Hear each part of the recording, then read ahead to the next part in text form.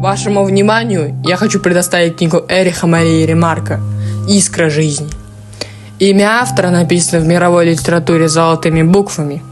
Произведение начинается. Скелет номер 509 медленно приподнял голову и открыл глаза.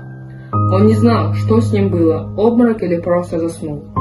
Между сном и обмороком давно уже почти не было разницы. Голод и истощение стерли эту грань.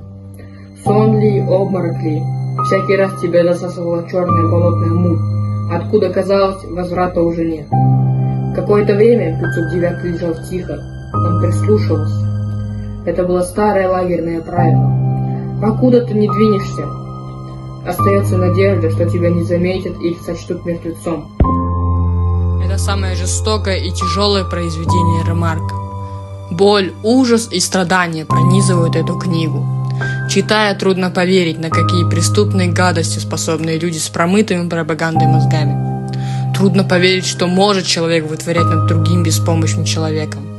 Еще труднее понять, как люди смогли выжить в лагерях смерти, вопреки пыткам, голоду, болезням и не потерять в себе человека. Искра жизни – наиболее подходящее название. Именно эта искорка, тлеющая в истерзанном теле, позволяла людям выжить.